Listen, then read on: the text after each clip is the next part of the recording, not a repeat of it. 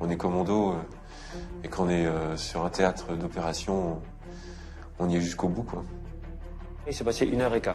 1h15 où ça a été l'apocalypse. On a beau être préparé, et quand on n'a pas vécu le feu ou une expérience compliquée, quelque part c'est une part de nous qu'on ne connaît pas. Il est né vraiment une cohésion spécifique, une cohésion particulière de Band of Brothers, bande de frères d'armes, vraiment qui est née ce soir-là.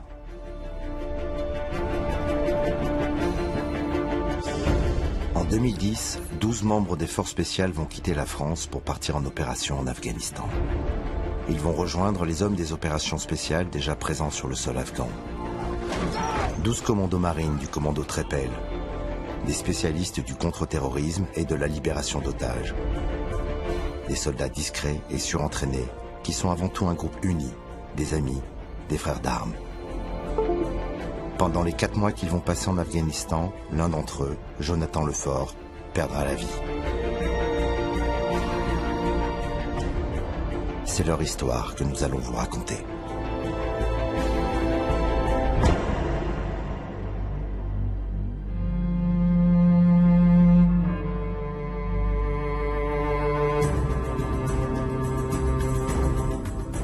L'Afghanistan, un pays fascinant, englué dans 40 ans de guerre, et dans ces drames qui les accompagnent.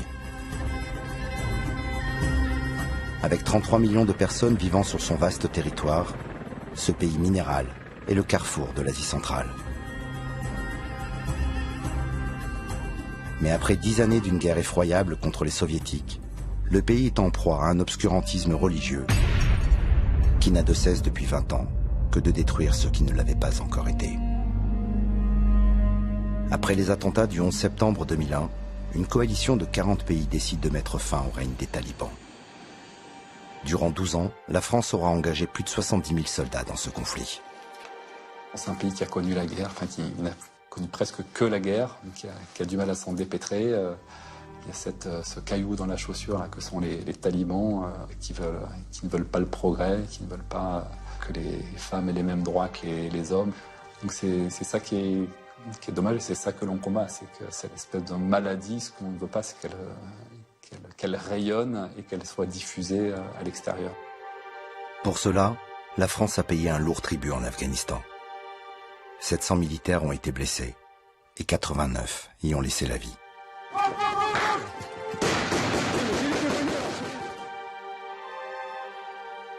Cette présence française a été déterminante dans la manière de vivre des Afghans. On a pu voir des cerfs-volants de nouveau, des enfants jouer, aller à l'école. Ça paraît rien chez nous, mais c'est formidable. Les enfants ont le droit de jouer, et ça c'est fort. Et sans notre présence, c'était pas possible. Donc rien que ça déjà, ça vaut la peine. Pendant 12 années de guerre, des hommes et des femmes de l'armée de terre, de l'armée de l'air et de la marine vont jouer à un cache-cache meurtrier avec un ennemi invisible et souvent insaisissable.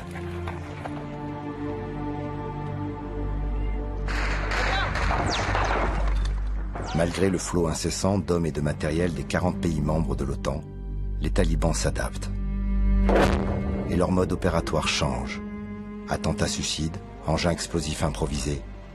Ils arrivent même à monter des opérations d'envergure contre les soldats de la coalition. En août 2008, les Français en ont fait les frais dans l'embuscade d'Ouzbine. 10 morts et 21 blessés en une seule attaque.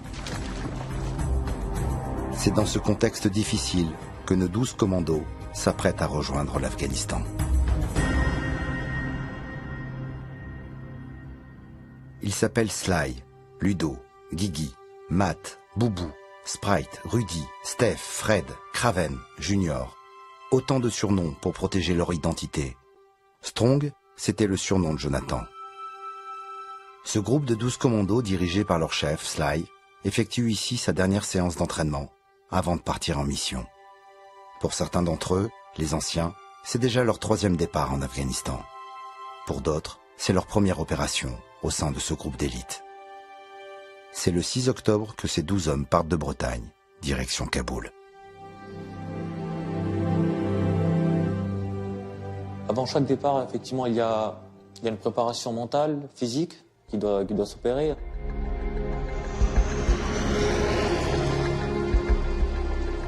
l'Afghanistan à ce moment-là est un des pays les plus chauds du monde. Donc on sait à quoi s'attendre, on sait que les risques ils sont énormes. C'est un mélange d'excitation parce qu'on savait qu'on allait pouvoir enfin mettre en place certaines choses et effectivement de peur et de peur de laisser nos familles surtout seules. C'est surtout ça. C'est plus l'entourage qui nous fait sentir le danger que nous, quoi. Nous on est dedans, c'est dans la continuité. Moi je perds 3 enfants, enfin momentanément, et j'en retrouve 11 parce que voilà, c'est mes hommes, c'est ma vie durant les 4 mois. C'est à eux que je pense, quoi. Je me suis concentré sur eux parce que dans l'idée on part à 12, on revient à 12. On nous a dit c'est parti, et donc on a fait nos bagages et c'était pour moi ma première mission opérationnelle avec le Stello. Après ces longues semaines d'entraînement intensif, le commando convoie discrètement jusqu'à Kaboul. Les forces spéciales ont été redéployées sur le théâtre afghan début janvier, après l'enlèvement des 2 journalistes français, Hervé Guéquier et Stéphane Taponnier. Les 12 membres du commando viennent prendre la relève d'un autre groupe des forces spéciales, eux aussi experts en libération d'otages. Avant de repartir en France, ces derniers vont juste avoir le temps d'échanger avec eux quelques impressions et de leur donner de précieux conseils. On voit ses gueules fermées, on voit ses visages creusés, on voit ses barbes, on voit la tenue, on comprend que ça va pas être facile. Et donc là déjà ça nous met dans l'atmosphère. Le groupe se dirige ensuite dans la province de Kapisa, au nord de Kaboul, avant de rejoindre à Nijrab, la base avancée de Morales-Frazier.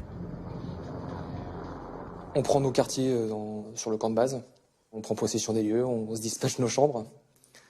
Moi je me mets avec Jonathan, je me mets avec Guigui, je me mets avec Ludo. Donc là, qu'est-ce qu'on fait? Du coup, on améliore notre quotidien, on améliore notre zone de vie. Chose qu'on aime bien faire dès qu'on arrive, on met notre marque de fabrique en fait. On est allé chercher du bois, on a fait des menuisiers pendant une quinzaine de jours, on a bricolé.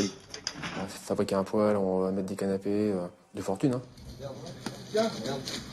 On a aménagé ce coin, on l'a isolé, voilà, là ça a été pas mal. On a été une bande de potes très vite en fait. On était soudés, puis on savait les enjeux qu'il y avait. Ouais. C'est même pas des collègues, moi c'est des amis, donc moi je suis, je sais pas, je suis en vacances, mais moi c'est mes amis, je partage tout avec eux, ça se passe super bien, on s'entend bien, il n'y a pas d'animosité, on est tous contents d'être là, on a choisi d'être là. On est même amené à vivre plus souvent entre nous qu'avec notre propre famille. Allez, le bisou. C'est une ambiance vraiment très très sympa, très relâche. C'est le calme avant la tempête. Dans ce groupe de copains, Jonathan tenait une place importante. Jonathan, on s'est connus lorsqu'on préparait nos tests pour entrer dans ce groupe. On a un peu bavé ensemble. On est arrivés en même temps, tous les deux. On était les deux petits nouveaux dans le groupe. Parce que moi, ça fait déjà 5 ans que je suis au groupe à ce moment-là. C'est le petit jeune qui pour moi a un potentiel énorme.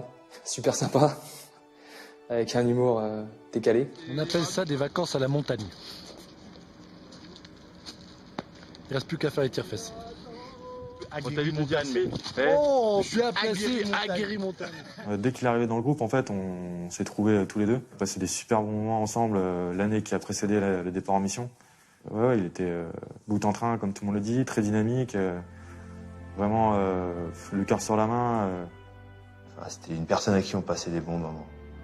C'était une personne qui était aussi capable de faire des imitations de chacun, surtout de moi. Oui, c'est Guillaume.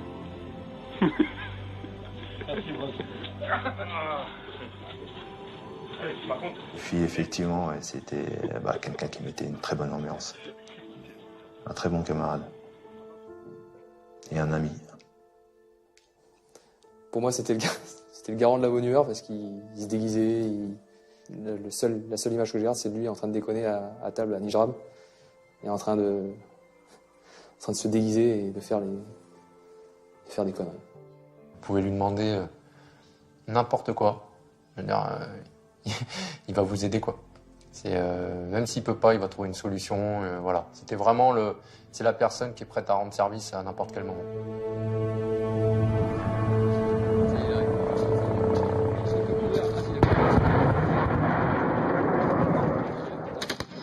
Pendant les premières semaines, le groupe va devoir prendre possession du terrain. et retrouver ses automatismes. Dès le début, on fait quelques petites opérations très simples à proximité du camp de base, qui se trouvait en l'occurrence à Nijrab. Et donc on commence par une période d'une quinzaine de jours, ce qui permet de tester le matériel, de régler les radios, les armes, avant de pouvoir mener des opérations de plus grande envergure. Sly et ses hommes savent tous qu'ils sont ici pour trouver et arrêter des chefs talibans. Alors l'entraînement, encore. Première fois qu'on sort du camp, on a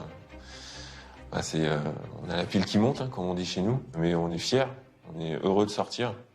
On est à l'écoute de tout, on écoute Sly, on sait notre objectif, et puis c'est progressif, hein, on va pas dans la gueule du loup tout de suite, quoi. L'Afghanistan est un terrain compliqué, fait d'une multitude de villages composés de grandes maisons en terre, espacées les unes des autres. Des campandes, comme disent les militaires. Beaucoup de petites ruelles, beaucoup de campandes. C'est des petits villages qui sont plus ou moins collés, avec beaucoup de maisons, avec des toits, des ruelles avec des petits murets, des trous dans ces murets. Voilà, on peut s'y cacher partout, quoi. C'est la montagne. La montagne, c'est dur, hein. À cette époque-là, il y a beaucoup de boue, beaucoup d'eau. Les déplacements, on les fait avec des charges lourdes, donc on s'enfonce vite.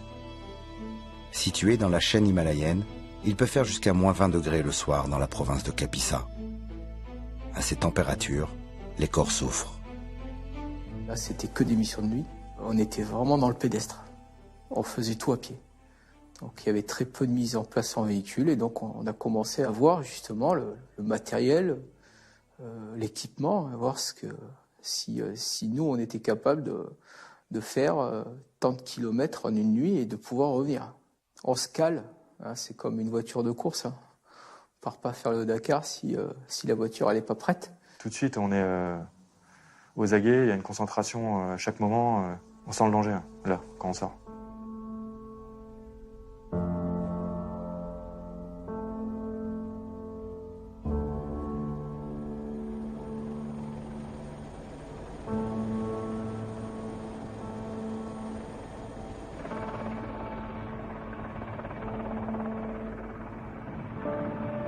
« 17 décembre 2010.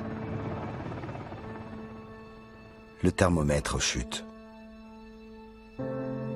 Glaçant et mortel dans ces montagnes, l'hiver vient de s'abattre.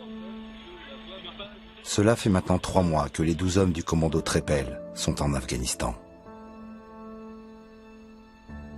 Dans cette province de Kapisa, ils ont déjà réalisé 23 opérations, découvert des caches d'armes et arrêté une dizaine de facilitateurs. Mais toujours pas de chef taliban. L'opération HK-35 va changer la donne. La mission était de récupérer un facilitateur dans une vallée que nous connaissions par cœur. Ce facilitateur est un homme important pour les chefs talibans de cette région. Un agriculteur qui vit discrètement au cœur de la vallée de Bedrao, cultivant des céréales le jour et collaborant avec les talibans la nuit. Les services de renseignement le surveillent déjà depuis plusieurs semaines. Ils savent que ce facilitateur cache des armes et fournit des moyens de communication aux insurgés. Alors le commandement lance une mission de force spéciale, l'opération HK-35, pour aller le capturer. Pendant HK-35, j'étais chef de la conduite des opérations. Donc mon job, c'est d'être en contact avec les différents éléments, chefs d'éléments sur le terrain, donc directement à la radio. Et j'ai en visio, une espèce de télé si vous voulez, avec le retour des drones ou des chasseurs américains qui étaient sur zone. Mon rôle sur l'opération, c'est le chef de détachement. Donc c'était moi qui étais désigné comme commandant tactique sur le terrain de cette opération. Un détachement de 36 personnes qui comporte 28 membres des forces spéciales. Parmi eux, 13 hommes du commando de Pinfintegno. Un homme du commando Hubert, un homme du commando Kieffer et un homme du 13e RDP. Sans oublier, bien sûr, Sly, Jonathan et leurs 10 coéquipiers du commando Trépel. En tout, 28 hommes aguerris et capables de faire face au pire. Ils ont un courage et une audace exceptionnels. Parce qu'ils ont une volonté et une endurance. Ils font des choses que très peu de gens sont capables de faire. Mais sur cette opération, ils vont aussi être accompagnés d'un traducteur afghan et de 7 militaires de l'armée conventionnelle, 7 soldats de l'armée de l'air et du génie, dont une femme. J'avais 2 ans et demi de service et je partais en Afghanistan. À partir du moment où le pied est posé là-bas, on se dit on fonce et on verra ce qui se passe. De jeunes soldats spécialisés pour la recherche d'armes et d'explosifs, avec dans leur équipe un maître chien et son fidèle compagnon, Apache. Pour eux, l'opération HK-35 va être leur baptême du feu.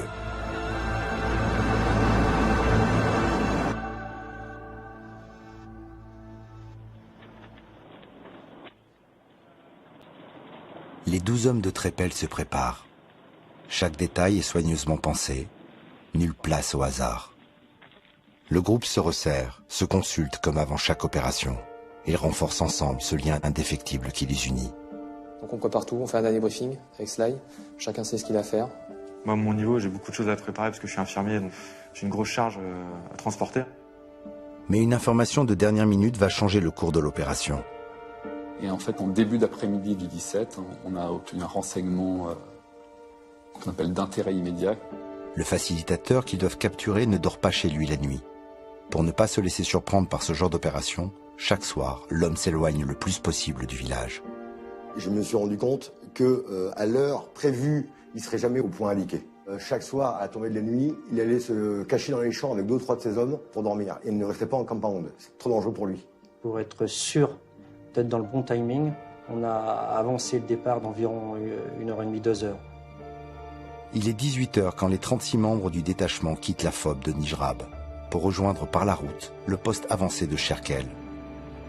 À partir de ce petit camp, le groupe continuera à pied jusqu'à la maison du facilitateur, au cœur de la vallée de Bedrao.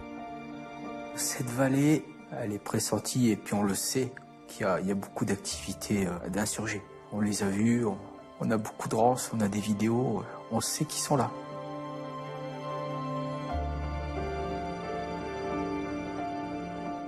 Et notre opération s'est déroulée de façon pédestre, donc à partir du poste de commandement avancé de Cherkel, où là nous sommes partis à pied.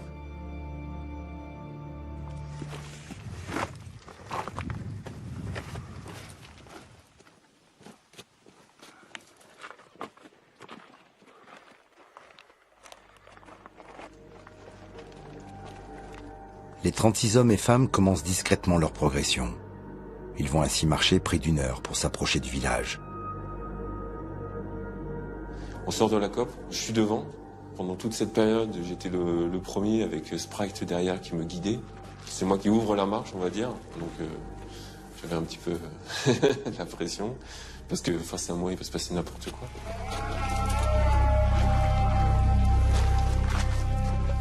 On s'infiltre à pied, le territoire est hostile.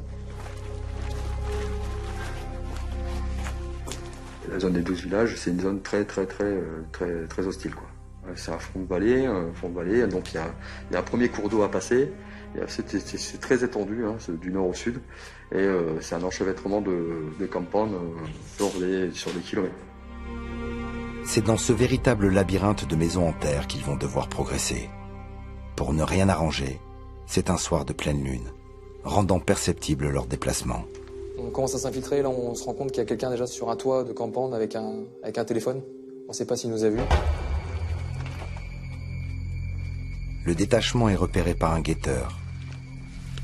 Ils révèlent leur présence et quelques minutes plus tard, c'est une pluie de tirs qui s'abat sur eux. Nous étions presque arrivés à destination. L'équipe de tête s'était prise en partie. Et là, on nous tire dessus et on savait pas trop ce qui se passait.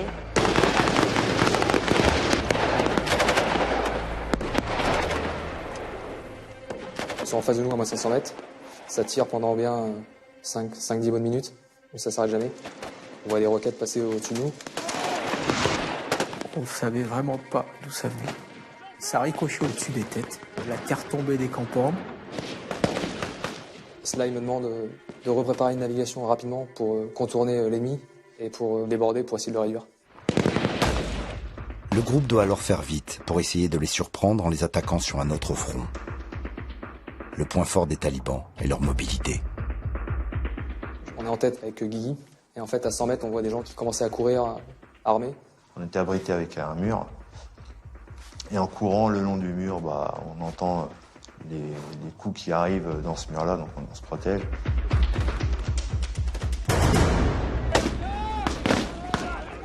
Moi, je suis à l'arrière avec Strong, donc Jonathan. Et donc on voit les RPG qui passent au-dessus. C'est bizarre, mais c'est comme si on attendait ça. C'est du bon stress, hein, mais là, vous arrachez tout. Hein. Vous faites des sauts d'1m50 avec 35 kg, des roulades, ça dérape dans tous les sens. On se sent indestructible, quoi. On a l'impression que rien ne va nous arriver, en fait. Après 1 heure d'échange de tirs, le calme revient dans la vallée. Le groupe se réorganise et poursuit sa mission. Je reçois l'ordre de continuer ma mission et donc de récupérer ce facilitateur dans le compound, dans l'habitation qui était du coup à 200-300 mètres de la zone. Malgré la violence de l'attaque qu'ils viennent de subir, le groupe reste calme et concentré. Ils aperçoivent enfin la maison ciblée. On s'infiltre vers cette maison, j'ouvre la porte. On rentre dedans, ça va très vite, la maison est rapidement fouillée. On se rend compte que le facilitateur est là, qu'il y a de l'armement, des téléphones. Il n'oppose pas de résistance, on le capture. Voilà, donc la maison est tenue. Pas fin à ce moment-là, eux se retrouvent autour de cette maison pour tenir la maison de l'extérieur. On attend que les forces spéciales sécurisent la maison. Et dès que c'est OK pour eux, nous on monte. Donc je rentre dans cette pièce pour fouiller ces femmes et ces enfants qui sont dedans. Moi j'avais appris quelques mots en langage pour ces femmes, pour les rassurer. En plus c'était pas facile pour eux parce que je m'étais coupé les cheveux. Donc je portais ma cagoule, j'étais obligée d'enlever ma cagoule, leur montrer mes mains, leur expliquer que j'étais une femme, de les rassurer pour ensuite effectuer la fouille sur les femmes et ensuite sur leurs enfants. En Afghanistan, les hommes ne peuvent s'approcher des femmes. Alors, les talibans en profitent pour cacher sur elles des documents ou des téléphones. Donc on était soulagés d'avoir pu déjà accomplir notre mission, d'avoir pu déjà réagir face à l'ennemi, d'avoir fait reculer et en plus avoir pu récupérer ce facilitateur qui correspondait bien à la photo. Pour nous, dans nos têtes, on dit, bon voilà, on a notre vilain, on est en train de l'interroger, puis on va sans doute l'emmener, donc pas de souci. Je monte avec Jonathan sur un des toits de l'objectif, là. Le reste de l'équipe est à l'intérieur, en bas. Et là, ce qui se passe, il y a du monde qui commence à arriver. Ils se cachent derrière des feuillages, derrière des petites buttes, et puis ils avancent progressivement. Donc on commence à voir 2, 3, 4, 5. Et à ce moment-là, c'est parti. On subit une grosse séance de tir. On a été très surpris par l'intensité de l'accrochage immédiatement. Donc là, on a tout de suite su qu'il y avait face à nous une force importante, plus qu'envisagé initialement. Et donc là, ce qu'on demande, clairement, on demande un appui Tigre. Face au nombre important de talibans dans la zone, le commandement envoie 2 hélicoptères Tigre, lourdement armés, afin d'appuyer les commandos repliés dans la maison. Et là, Tigre, en fait, il se met 5 mètres au-dessus de moi et Jonathan. Il nous nettoie tout le secteur. Première salve de Tigre, on reçoit les douilles dans le campagne. Et on les reçoit d'ailleurs sans nous, quoi.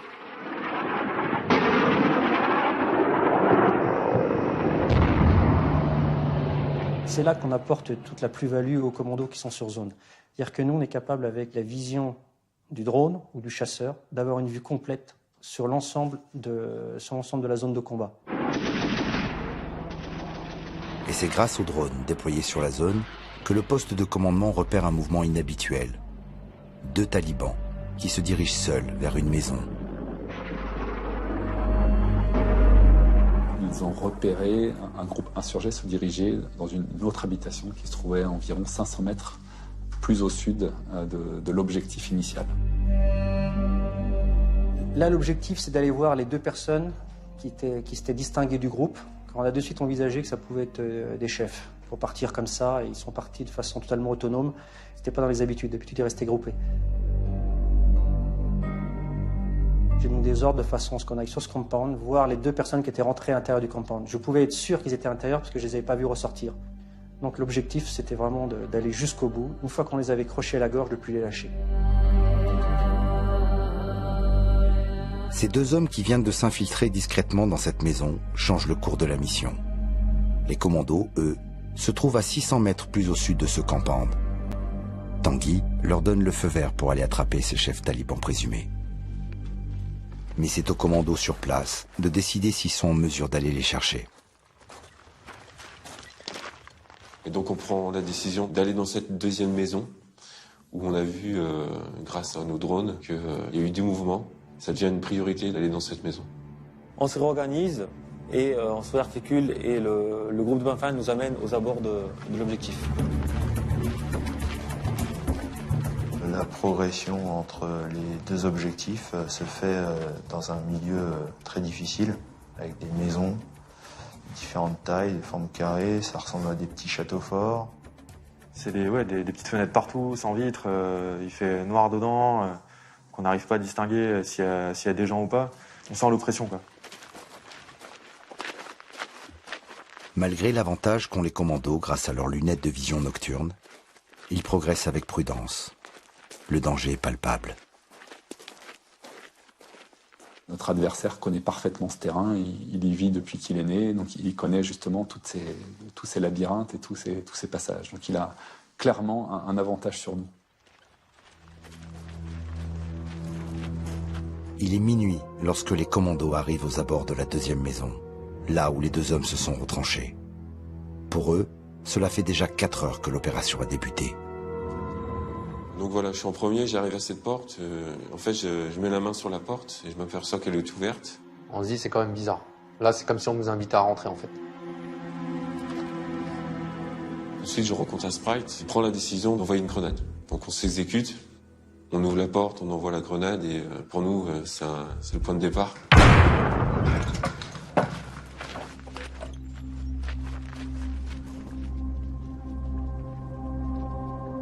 Alors il faut bien savoir qu'à partir du moment où ils rentrent dedans, moi je suis aveugle. Je peux juste traiter autour, mais je n'arrivais pas à avoir une vision claire de ce qui se passait à l'intérieur. On découvre cette fameuse maison qui en fait est très grande, qui fait le double de la maison, de l'objectif qu'on avait fait juste avant. C'est un bâtiment complexe, il y a des meurtrières, différents accès, il y a un toit, il y a un étage, il y a des vitres. Et aux alentours, il y a des points hauts où on peut nous prendre à partie. C'était particulier, je sentais pas la chose, vraiment. Ce calme était bizarre. C'est presque trop calme en fait cette maison, qui nous pousse à redoubler de vigilance justement. Les 12 hommes du commando Trépel commencent l'investigation de la maison. Divisés en petits groupes de 4, ils fouillent prudemment chaque pièce du bâtiment. Moi avec Jonathan, Boubou et Steph, on est toujours derrière, tous les 4. Nous, on prend un escalier qui est tout de suite à droite en rentrant. On arrive dans une première pièce. Et là, en fait, on tombe tout simplement sur les femmes et les enfants. Et encore une fois, la chose qui va nous interpeller, c'est que dans toutes les opérations qu'on a fait, les femmes et les enfants, ils pleurent pas. Sauf que là, on arrive, tout le monde pleure. On ne sait pas qui est qui. Il y a des enfants, il y a des adultes, il y a des femmes. Il faut rapidement trier tous les villageois qui vivent dans cette maison. Parmi les habitants, 2 hommes attirent rapidement l'attention des commandos. 2 individus sont pris en compte, ils sortent. Des individus en âge de se battre, habillés de façon très sombre, avec de la terre, de la boue sur eux, mais pas d'armement. Et tout de suite, ces mecs-là, on sent c'est pas des villageois, on sent qu'il se passe quelque chose. Ils commencent à discuter, ils commencent à dire des mots. On entend commando. Qu'est-ce qu'il dit On comprenait pas le fin mot de ce truc-là. Commando, bon, il nous a pris pour des forces spéciales, c'est bizarre. Pour nous, on interprète ça comme commando. Les commandos sont là. Donc tout de suite, je dis à Fred et à Sprite, là, ça sent pas bon, quoi. Il y a quelque chose qui va se passer. Le comportement des 2 hommes menottés est étrange. Le doute s'installe. Alors, redoublant de vigilance, les hommes de Slide continuent de fouiller la maison, pièce par pièce. Et ça, il me dit, ouais, Steph, est-ce que tu peux prendre les hauts? Je dis ok, pas de souci. Donc, pour pouvoir accéder aux dernières pièces en haut, il y avait deux solutions, l'escalier en colimaçon et l'escalier qui était extérieur, qui était au niveau de la courette. Donc moi je décide de passer par l'escalier de la courette en laissant du personnel à l'escalier en colimaçon. Sly, Steph et Sprite montent à l'étage grâce à une échelle située dans la cour. Sur le palier, ils découvrent une pièce et marquent un temps d'arrêt. Et là, trop bizarre cette pièce-là, je ne sentais pas du tout. On n'est vraiment pas à l'aise parce que, je vous dis, il y a des trous de partout, des fenêtres de partout, c'est noir, c'est sombre et on s'aperçoit qu'il y a des grandes ouvertures vitrées. Donc on casse une vitre, on jette une grenade assourdissante, on ouvre la porte et dans cette pièce-là avait une autre porte fermée. Là, rapidement, on check la porte et en haut, on avait 2 contacteurs métalliques avec des fils électriques. De plus, sur cette porte, il n'y avait pas de poignée, il n'y avait rien. La porte était piégée.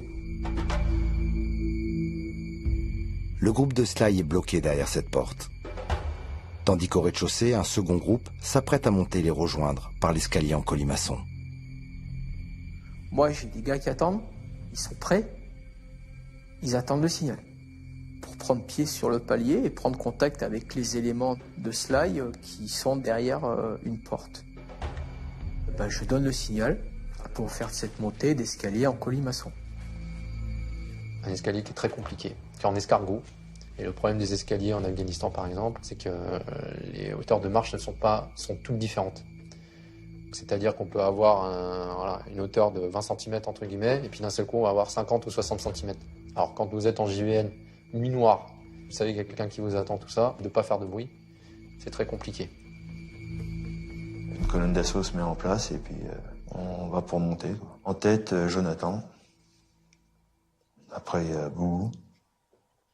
Rudy, moi. Voilà, on monte vraiment tout doucement.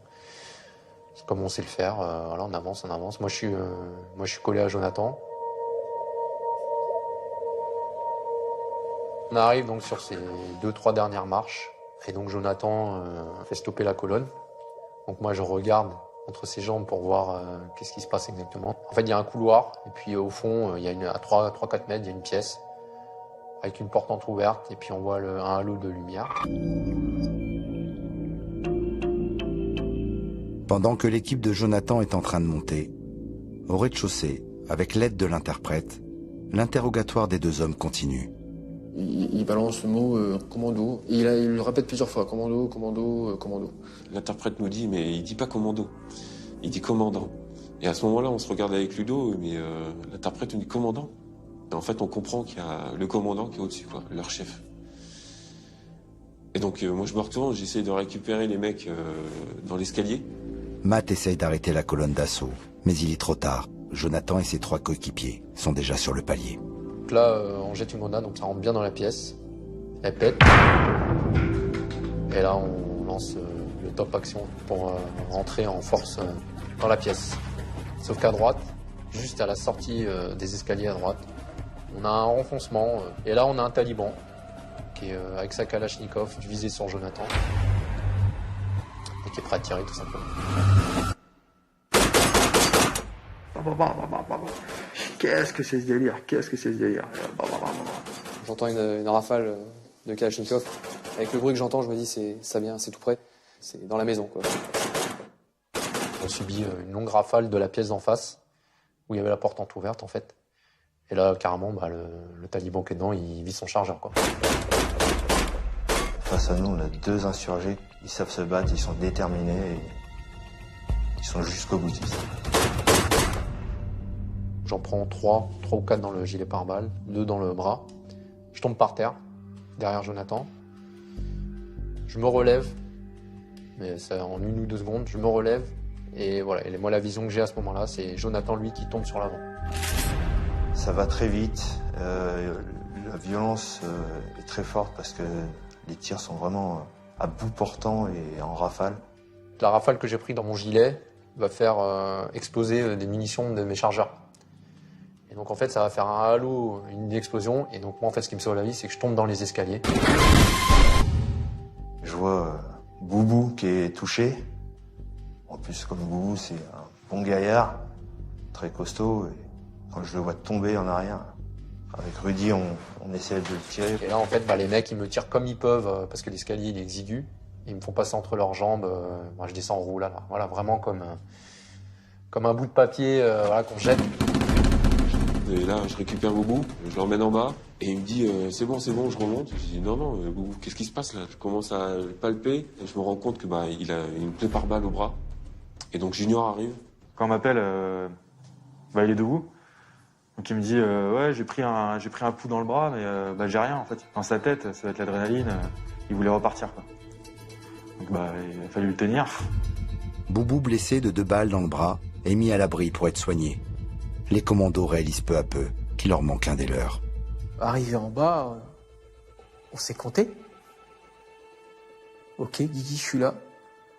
Ok, moi je suis là. Il y avait Rudy, ok. Matt, Ludo. Voilà. Donc il en manquait un, Jonathan. Jonathan, lui, est resté en haut. Moi, je ne sais pas s'il est blessé gravement, je ne sais pas s'il était pris en otage par les insurgés. Est-ce qu'il est encore en vie? Ou est-ce qu'il est mort? Dans ces moments-là, quand quelqu'un d'entre nous est touché, on veut y aller. Il faut récupérer Jonathan, parce que Jonathan, pour nous, il est encore vivant. Et Jonathan, il est encore là. Donc il faut faire vite. Moi, j'arrive même à me dire, comme on le connaissait malin, s'il s'est couché, il fait le mort, quoi. On a l'impression que John, en fait, il est bloqué là-haut et il se planque, en fait. On pense même qu'il a éteint sa radio. Et donc il est là-haut, quoi. Rudy et Guigui décident alors de remonter dans l'escalier en colimaçon pour aller chercher Jonathan. On engage cet escalier-là, on monte, et là, rapidement dans le coude, il y avait dans ce mur-là une espèce de trou ou une fenêtre. Rudy se trouve nez à nez, mais à une trentaine de centimètres du canon de l'insurgé. Et d'un réflexe qui nous a sauvé la vie à tous les deux, une esquive, la rafale part, on est abasourdi par la courte portée. Je perds mon équilibre, je tombe. Je pense que Rudy est mort parce que j'ai vu les impacts derrière sa tête. Et là, je vois Rudy qui saute, qui bouge. Et là, bon, c'est bon, il est là. Je me dis, les escaliers, c'est terminé. On peut plus rien faire. Donc, je laisse un binôme dans le bas, un appui vers le haut, et je leur dis, voilà, vous bougez plus, on va tenter autre chose. À l'extérieur de la maison, les combats ont repris. De leur côté, toujours au premier étage, Sprite propose à Sly de monter sur le toit. Ils vont chercher une ouverture permettant d'accéder à la pièce où est retenu Jonathan. Je monte rapidement sur le toit, je me rends compte qu'il y a une trappe, effectivement. Et il me dit à la radio, Sly, il y a une trappe ici. Je monte sur le toit avec une petite échelle, et là, en montant sur le toit, ça sifflait dans tous les sens. J'entendais une roquette d'RPG-7 qui tombait dans la rue. Enfin, c'était l'apocalypse. J'ai dit à Sly, je vais ouvrir la trappe, je vais voir ce qui se passe dedans. Pour ouvrir cette trappe, Sly et Sprite sur le toit font totalement abstraction qu'ils sont pris pour cible. J'ouvre la trappe. Il y a une rafale qui passe à côté de ma tête. Je passe ma tête pour voir qui tire et je vais essayer de réduire la menace. En passant la tête, je vois le corps de Jonathan qui est allongé et je vois l'insurgé qui est à côté de lui. Je tire. Je le touche. Je rends compte à Sly que je pense qu'il y a déjà un insurgé neutralisé. Je dis, John, il est là, il est allongé, il est devant moi là. Il faut aller le chercher. Là, j'ai pas compris. Là, je me suis levé, j'ai regardé et j'ai vu le corps de Strong. J'entendais plus rien et je me suis dit, c'est pas possible. Et les tirs m'ont ramené à la raison, le cri de mon binôme qui voulait sauter pour aller le récupérer, mais revenu dessus. J'ai toujours ce cri dans cette tête, il me dit, il faut qu'on y aille, il faut qu'on y aille. Je reviens à la réalité, là, je dis non, on n'y va pas. Et juste quand je dis ça, on a des tirs qui sortent de cette trappe.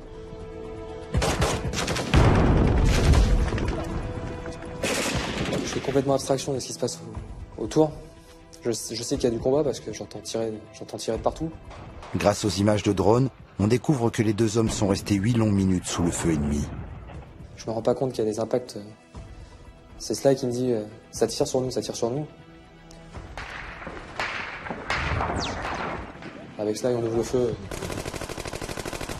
On essaie de neutraliser la menace. Et en fait, c'est tellement intense sur le toit qu'il dit faut quitter le toit, faut partir de ce toit parce que on va y rester. Mais Sprite ne peut se résoudre à partir et laisser Jonathan. Et là... Non, je me jette. Je vois Sly qui part. Et moi, je me jette du toit parce que ça tire partout. La situation s'aggrave. Le détachement est harcelé de toutes parts, à l'intérieur comme à l'extérieur de la maison. À ce moment-là, ça prend feu de partout. Ça vient du nord, ça vient du sud, on est entouré. Et ils nous disent, ouais, vous avez une 60aine de talibs qui arrivent sur vous. On est pris au piège. Tandis qu'une 60aine de talibans se rapprochent dangereusement, les commandos comprennent que ce raz-de-marée est dirigé de l'intérieur par les 2 talibans retranchés dans la maison. Nos 2 individus, nos 2 insurgés, là, sont en communication avec leurs troupes à l'extérieur. Ils communiquent par radio. On a vite compris qu'elles essayaient de venir les récupérer, en fait. On est un petit peu pris en étau dans leur dispositif. Donc à l'extérieur, il y a des échanges de coups de feu qui sont réguliers. Sous la protection des commandos de Pinfinteño, l'équipe de Coco fait face, elle aussi, à des tirs nourris. On est 7 le long de la petite ruelle, en face à la maison. Et on a chacun notre point d'observation. On est là, on attend. Et on entend les balles. Les tirs absolus nous faisaient penser à une fin du monde. C'était du costaud. Les talibans sont si proches que parfois seul un mur les sépare des commandos de Pinfinteño. Ils pouvaient entendre chuchoter l'ennemi. L'ennemi était juste derrière un petit muret, quoi. Ils étaient à 30 cm. C'était vraiment un combat rapproché. Et on sent qu'ils cherchent à s'imbriquer pour venir chercher leurs 2 collègues. L'imbrication pour un chef de conduite ou des opérations comme moi, c'est le pire. C'est le pire parce qu'on n'a plus de latitude pour engager les hélicoptères. La tentative d'imbrication a fait qu'il fallait choisir ses cibles au fur et à mesure. Les commandos doivent avoir une confiance absolue envers les pilotes. Car les hélicoptères vont ouvrir le feu très près d'eux. On était dans cette petite ruelle là, on entendait, ça commençait à être lent pour nous, on attendait les ordres. On se regardait. Je me rappelle de ce regard, on était tous là avec l'équipier Fouillops. Et on se regardait, c'était ce regard qui disait, bon écoute, s'il se passe quoi que ce soit, mais aucune parole.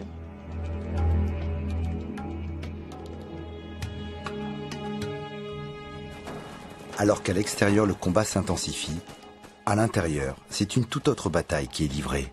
Cela fait déjà une demi-heure que Jonathan est tombé. Il faut le récupérer. On voit le temps qui s'écoule. On sait très bien s'il a une hémorragie ou autre chose, qu'on n'a pas pu aller faire les premiers soins, ça peut être difficile. On a de l'espoir parce que tant qu'on n'a pas la certitude qu'il est décédé, on a l'espoir. Il faut faire vite. Pour tenter de récupérer Jonathan, ils vont essayer de passer par la porte du premier étage, qui est désamorcée, mais toujours verrouillée. Je m'approche de la porte. Je mets un coup de pied dans cette porte et cela crée un trou. Donc s'ensuit des tirs dans la porte.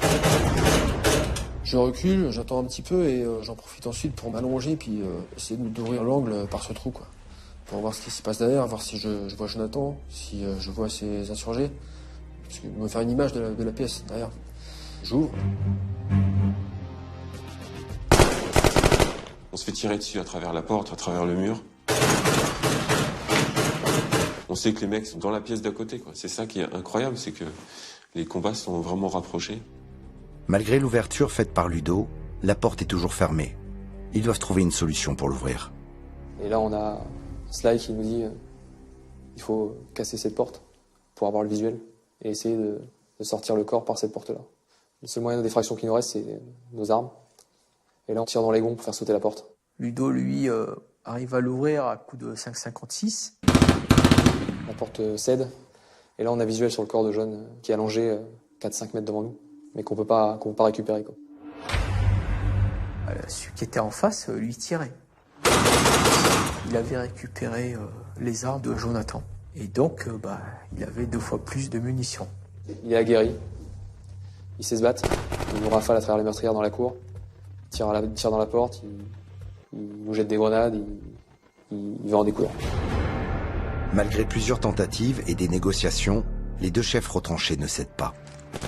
À l'extérieur, les commandos sont acculés de toutes parts. Il faut faire vite. Les talibans sont de plus en plus proches. J'entends encore la radio, on va pas tenir, donc gros stress. On n'est pas bien. On n'est pas bien parce que, à partir du moment où on comprend que même de l'extérieur, ça commence à arriver, la raison fait qu'il faut absolument le récupérer rapidement. Ça vient tellement de part et d'autre, le feu. Ça m'a traversé l'esprit de dire, ok, là on va pas revenir. Cette fois-ci c'est plié. Cela fait 1 heure maintenant que Jonathan est aux mains des talibans. Ils n'ont plus le choix. Il faut rentrer dans cette pièce pour le récupérer coûte que coûte. Sly décide alors de passer à l'action et met en place une colonne d'assaut. Tout s'accélère, je dis il faut qu'on fasse quelque chose, il faut qu'on y aille maintenant, on peut plus faire autrement. Et là on forme la colonne. Donc Fred, Ludo en premier, ensuite Sprite et moi-même. On est motivés, hein, on est à fond. On sait qu'on doit aller chercher Jonathan, donc c'est une priorité pour nous, mais on sait très bien que dans un deuxième temps, on va faire face à 2 mecs. Donc là, au niveau situation, c'est une situation qui est vraiment pas bonne du tout. C'est-à-dire qu'on a quelqu'un à l'intérieur d'une pièce avec, on présume, les 2 talibans qui avaient fui à l'intérieur. On a toute la colonne d'assaut qui est derrière. Et on ne sait pas dans quelle situation est notre commando à l'intérieur. Et là on est prêt à rentrer. Et Ludo dégoupille sa grenade défensive. Et au même moment j'entends la radio, Sly, est-ce que tu as essayé le chien? Je dis ok, on stabilise, stand-by. Ludo remet sa goupille, je mets en retrait et je demande à la radio comment ça le chien. Là, il m'est arrivé un truc très particulier, c'est que j'ai pratiquement eu une fulgurance parce que j'avais déjà travaillé avec des chiens. J'ai appelé le chef sur zone, je lui ai dit tu trouves le chien. Tanguy a l'idée de se servir d'Apache, le chien d'Antoine, pour faire diversion auprès des talibans juste avant que les commandos ne passent à l'assaut. Sly a la tâche difficile de demander à Antoine s'il est prêt à sacrifier son chien. Et là, je lui dis, écoute, ton chien, on risque de le perdre. Il m'a dit, non mais là il s'agit de vie humaine, quoi. Et il m'a impressionné, ce petit bonhomme m'a impressionné. Au travers de ces quelques mots, sache qu'il est probable que ton chien disparaisse. La donne était fixée. Il m'a été possible de passer quelques instants avec mon chien. Je l'ai désharnaché. Lui avait déjà compris. Là, tout le monde vient, lui fait une grosse caresse, une grosse bise au chien et il est parti. Après, il est entre les mains des forces spéciales. Apache est amené dans la pièce du premier étage. Ce chien, qui a pour habitude de chercher des explosifs et non d'attaquer, va devoir être reconditionné en quelques minutes. Antoine demande alors au commando d'inciter le taliban à tirer, afin d'exciter le chien. Donc ça l'énerve le chien. Le chien s'excite et on attend 5-10 minutes qu'il soit bien excité. Et quand le maître chien, il me dit ok, mon chien est prêt. Dès que le chien est rentré dans cette pièce, là on a une fraction de seconde. Il faut pas la rater. C'est maintenant ou jamais.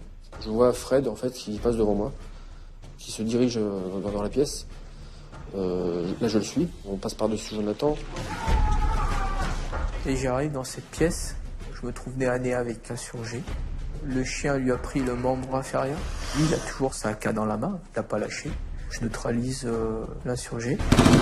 Moi je rentre derrière lui, je passe la porte et j'engage le deuxième. Les 2 insurgés sont neutralisés. Fred et Ludo, tout de suite, ils règlent la situation à l'intérieur très vite. Donc tout de suite, pratiquement, on voit John au sol. On saute sur Jonathan et on le soulève, on le prend et on le descend par les escaliers par lesquels il est monté. Il fait un poids monstre, équipé comme il est. Les 2 talibans sont hors d'état de nuire. Jonathan est rapidement amené au rez-de-chaussée. À l'extérieur, les tirs se sont arrêtés. La pression retombe. Un des bilans m'est sorti, il m'a dit c'est fini. Et là, je lui ai dit, t'es un héros. T'es un héros, j'ai dit. Parce qu'il a fallu rentrer, quoi. On savait pas comment ils étaient. 2 sûrs, peut-être plus. Et ils sont rentrés. Et cerise sur le gâteau, le chien n'a pas été touché. Un élément du groupe me dit surtout, tu peux le remercier, il a fait le job. Quand on l'a revu revenir, on était tellement heureux. Ça nous a, comme si le temps s'était arrêté pendant une petite seconde, on l'a tous retrouvé et après, on est retombé dans la réalité. Dans la cour intérieure de la maison, Sprite, Matt et bien entendu Junior l'infirmier découvrent l'état de santé de Jonathan. On le pose par terre. Et là, moi, au premier regard sur Jonathan, je sais que c'est fini. Je vois qu'il est blessé mortellement. J'essaie quand même de faire tout ce que je peux parce que faut pas lâcher, on est là pour ça. Faut tout tenter. On est là, on est autour de lui. Junior me guide. Il me dit ok, vas-y Matt, commence le massage. Ok, je commence le massage. Mais tout de suite, je m'aperçois que le massage va être compliqué, quoi. Juju me dit ouais, je sais, mais on continue. On assiste au massage cardiaque de son binôme, à 2-3 mètres devant. Et là, en gros, on sent le poids qui s'abat sur tout le monde. Je le gère comme un blessé. Même si je vois qu'il a été mortellement touché. C'est bête à dire, mais c'était mon meilleur ami. Et j'ai préféré tout tenter, sachant que à 90% que ça ferait rien. Et quand j'ai vu l'émulation en fait du groupe pour aider, en disant on va faire quelque chose, on lâche rien, et je me voyais mal dire à tout le monde non les gars on stoppe, on s'en va quoi. C'était humainement pas possible et même dans l'opération c'est pas possible. Junior traite Jonathan comme un blessé. Seul un cercle restreint sait que le jeune homme est décédé. Pour le moral du groupe, il décide de taire sa mort aux autres, car la route est encore longue pour rentrer. Je regarde Junior, l'infirmier, il me regarde et il me fait un signe comme quoi c'est terminé, quoi. Du coup, il a fallu encore se concentrer pour pas dire aux autres, parce que les autres ont toujours un espoir. Jonathan, pour moi, il n'était pas mort. Personne n'est dupe, mais personne ne se l'avoue. L'infirmier, c'était plus qu'un copain, c'était un frère de Jonathan. Ils étaient tout le temps ensemble. L'infirmier n'a pas vacillé, il avait son frère au sol. Il n'a pas vacillé, il est resté jusqu'au bout. On n'est pas préparé à ce que ça nous arrive. Après, je pense que là, c'était mon boulot, quoi. Donc j'ai fait abstraction de tout ce qui était sentimental. Je sais que je suis infirmier dans un groupe d'élite des forces spéciales. Donc voilà, on sait à quoi s'attendre, quoi. Le fait de ne pas le dire et de le traiter comme un blessé, ça a permis à chacun de rester conditionné.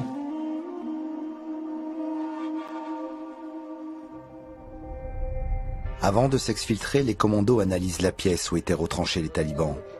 Ils découvrent alors du matériel haut de gamme, des radios, des armes neuves, autant d'éléments qui laissent penser que ces 2 hommes étaient importants. Une autre chose attire aussi leur attention. Depuis la mort des 2 insurgés, le silence règne dans la vallée de Bedraou. Dès l'instant où les insurgés sont neutralisés, tout s'arrête autour, quoi. Plus un coup de feu, plus un bruit, tout s'arrête. Donc là, c'est là qu'on comprend que ces 2 personnes étaient sûrement importantes. N'ayant plus de chef, les talibans, comme à leur habitude, préfèrent arrêter le combat. À partir du moment où on neutralise les chefs, les soldats, après, ils se désengagent. Donc j'estime qu'à ce moment-là, c'est le bon moment pour entamer l'exfiltration du village. Il fallait nous sortir de là. Nous, on gérait ce qui se passait à l'intérieur de la maison. Et heureusement pour nous, il y avait des gens expérimentés qui géraient ce qui se passait aux alentours. Coupé du reste du monde pendant plusieurs heures, le groupe de Sly découvre l'étendue des combats qui ont eu lieu à l'extérieur. La route est encore longue et compliquée avant de pouvoir rentrer au camp. Mais Sly et ses hommes savent qu'ils peuvent compter sur leur chef, mais aussi sur les commandos de Pinfanteño pour les sortir de là. Un mort, un blessé, ça signifie je suis obligé d'évacuer. Les forces spéciales ne sont pas capables de porter ce personnel-là pour rejoindre la COP. Donc ça signifie qu'il faut qu'un hélico arrive. Et donc dès qu'on dit évacuation, on dit trouver une zone de posée pour l'hélico. Donc Père Finteniau est parti faire reconnaissance de la zone, plus loin en tête.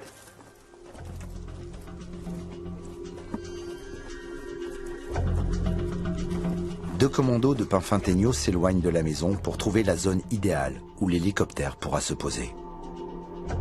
Une mission périlleuse car même si les armes se sont tues, les talibans, eux, sont toujours là.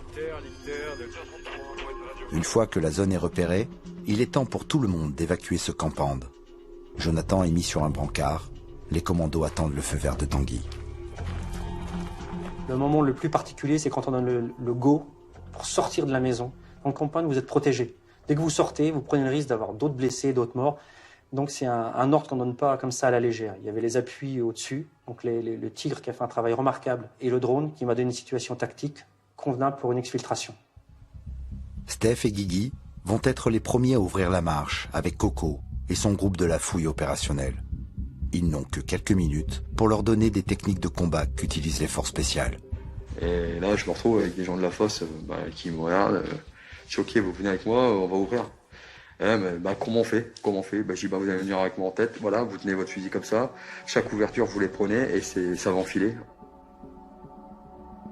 On leur explique comment on travaille en 2 minutes pour ressortir d'ici.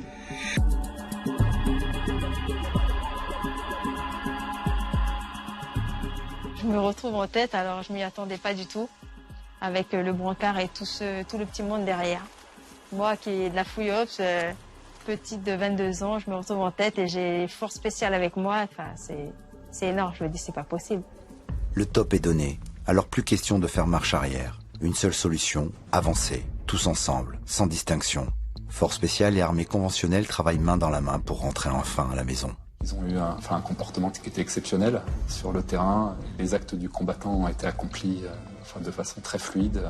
Et à un moment, on ne se rend pas compte, est-ce que c'est conventionnel, pas conventionnel, évidemment. Chacun fait la partie de la tâche qu'il a réalisée, chacun remplit son morceau de la mission.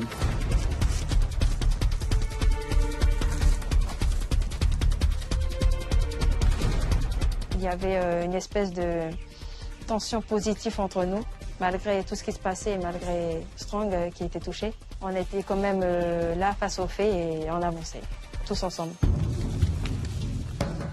Heureusement qu'ils étaient là. Ils ont eu leur baptême de feu. Sacré baptême. Ça a été assez direct pour eux. Mais ils sont restés à la hauteur toute la soirée. Après une demi-heure d'exfiltration sous haute tension, le groupe arrive enfin sur la zone où l'hélicoptère est censé les récupérer. On arrive avec Sprite, on se poste, et là, on se regarde, on se dit, putain, on a vécu quelque chose de fort, là. C'est le silence complet. On est chacun à notre position, on se regarde, on se fait un petit clin d'œil, on se fait le pouce pour dire ok, on a un petit hocher de la tête et on attend que l'hélico arrive, on a envie que ça se termine. Il commence à faire froid. Dès qu'on reste statique pendant quelques minutes, la sueur est très froide, donc on se dit qu'il faut bouger, on attend l'hélico.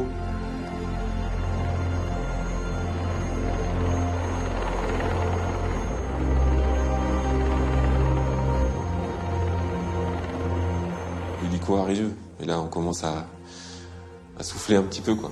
On n'est pas tout seul, on va pouvoir s'extraire. On va pouvoir rentrer, ouais. L'hélico pose et en fait on amène le corps de Jonathan dedans et Boubou dans la foulée.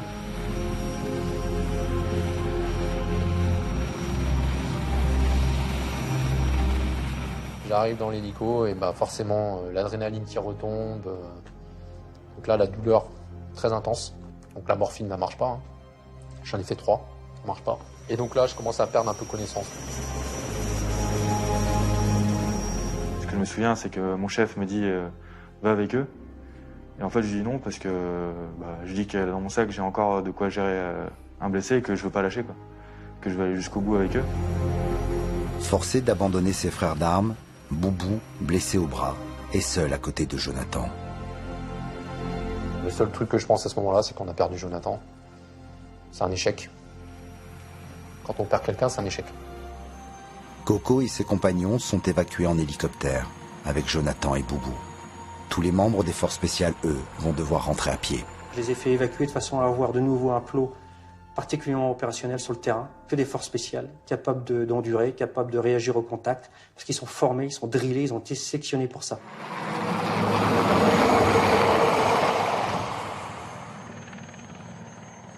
Donc là, on va dire un soulagement d'embarquer, mais aussi une pensée pour nos collègues qui vont repartir à pied. Allez. À partir de cette nuit-là, le lien s'était créé directement et on avait peur pour eux.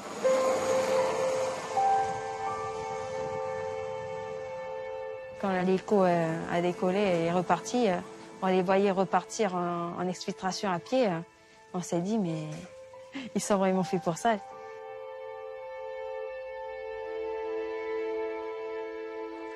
Après 7 heures de combat intense, les commandos marines ont encore une bonne heure de marche avant d'arriver au camp de Scherkel. L'hélico s'en va, et je suis assis à côté de Matt et on se rend compte qu'on vient de vivre quelque chose d'intense.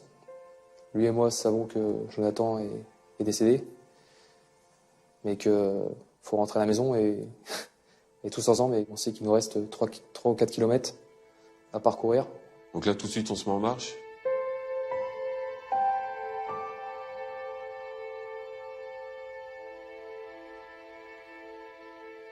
Pas un bruit, mais ça cogite. Et ça se refait les films déjà, ça se refait les films. Je me rappelle que ça n'a jamais été aussi calme dans le groupe. Les 20 premières minutes de marche, pas un mot quoi. C'est très dur de se rendre compte de ce qui se passe. Qu'on a perdu quelqu'un. Je sais que c'est très compliqué notre retour. Parce qu'il y a encore du mouvement dans la vallée. Je repasse devant avec Sprite et Sprite me dit « Ok Matt, c'est parti en avant, on court ».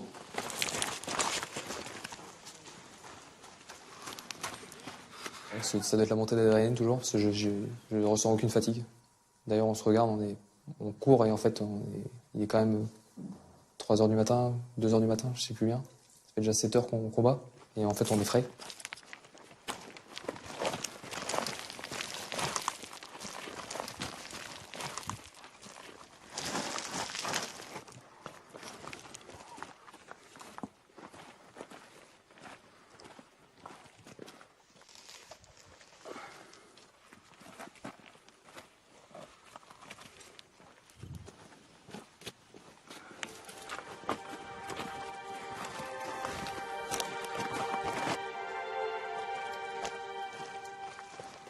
On aperçoit au fond la COP, je regarde mon GPS, la distance diminue et puis ça y est, quoi. On est rentré sur la COP.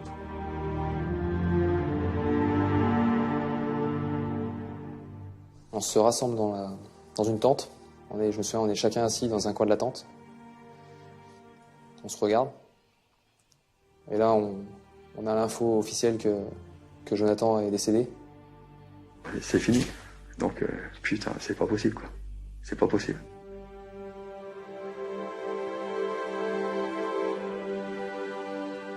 Le rapport confirmera que Jonathan Lefort est mort sur le coup, à minuit 20. Là, il nous dit, ok, les gars, on se rassemble. Et là, on a fait un cercle. On a fait un cercle avec tous les mecs qui étaient là. Slide nous a félicités. Il nous a dit des mots forts. Et je leur dis de suite qu'on n'a fait aucune erreur, quoi. Ça, c'est important par la suite aussi. Je dis, on n'a fait aucune erreur. Vous avez tous été héroïques. Il va falloir qu'on soit très, très solide. Et pour la suite, il va falloir qu'on se serre les coudes. Et là, on craque, en fait. On se prend comme des amis qui viennent d'apprendre le décès d'un ami. Et on se prend dans les bras et on fait un cercle et on se dit que on va continuer pour lui et que ça s'arrête pas là. Et qu'on s'en est sorti. Malheureusement, on a laissé un ami sur place, mais que ça aurait pu être beaucoup plus lourd. Et qu'il faut pas s'en vouloir, on n'y est pour rien, et que c'est pas la fatalité, mais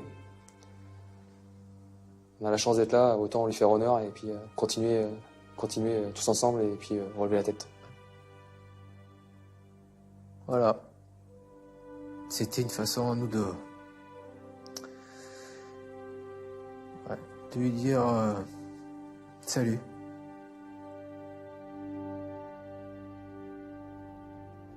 Ce soir-là, le détachement est tombé en plein milieu d'une choura, une réunion entre deux chefs talibans très importants de la région. Ils étaient eux-mêmes escortés d'une 60aine d'hommes. Les deux chefs étaient bien connus des services de renseignement. Pour les Américains, l'un d'entre eux était classifié comme le roi de pique. Ils étaient tous deux recherchés depuis plusieurs années. C'est le paradoxe d'une action militaire. La réussite de l'opération n'enlève pas la douleur d'avoir perdu un camarade. Mais le deuil ne sera que de courte durée. Sly et ses hommes repartiront en opération quelques jours plus tard, le soir de Noël et du Nouvel An. Antoine, le maître chien, sera lui blessé gravement par balle, un mois plus tard. L'année suivante, toutes les troupes françaises quitteront l'Afghanistan. C'est un pays martyrisé depuis 40 ans maintenant. Et l'espoir qu'on peut formuler, c'est que un jour ou l'autre, ils trouvent la paix et que ce que nous aurons apporté en Kapisa, à Kaboul, à Spin Boldak, contribue à cette paix.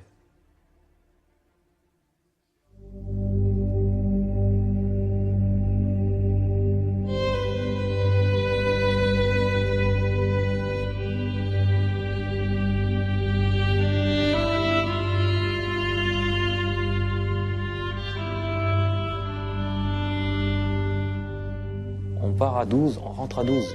Je suis parti à 12 et j'ai pas été capable de rentrer à 12. Et c'est ça qui est dur au début. Donc les 2-3 premiers jours, ça a été, voilà, j'ai pas pu dormir. Personne n'a pu dormir. Moi, en tant que chef de groupe, voilà, je me refais le film. Je dis, est-ce que j'ai fait une erreur? Qu'est-ce que j'ai raté? Est-ce que finalement, il n'aurait pas fallu faire ça? Est-ce que si, est-ce que ça? Et en retournant le problème dans tous les sens, on n'a fait aucune erreur. Je me rappelle un jour, l'amiral Prazou m'a dit, ils ont autant besoin de vous que vous deux. Entre eux, c'est tellement fort, ce qu'ils vivent ensemble, c'est tellement dangereux, que les émotions et les sentiments partagés à ce moment-là, c'est unique. Il n'y a qu'eux qui peuvent connaître ça. Même nous qui étions de sa famille, je pense qu'on ne peut pas comprendre ce qui les unit à ce point-là. Là-haut, je me suis dit, mais ok, je ne reviendrai plus, quoi, mais ce sera pas pour rien. Et je ne m'étais jamais dit ça avant. Parce que voilà, on relativise toujours, on dit ouais, c'est bon, ça va le faire. Mais là, non. Là, et je m'étais résigné à ça. Je me suis dit, on ne rentrera pas.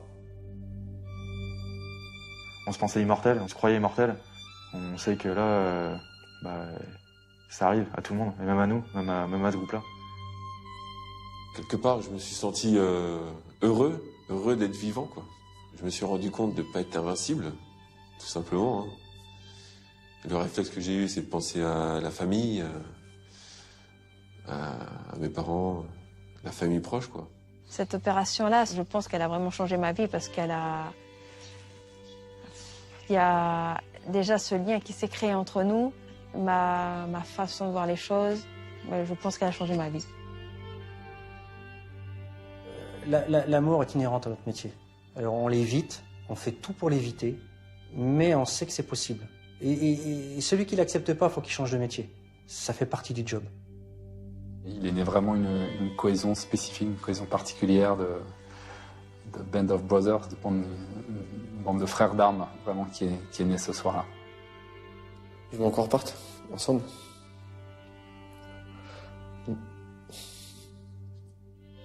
On est frères d'armes. L'expression prend tout son sens. On est vraiment frères. Je suis fière de lui. Je suis fière de lui.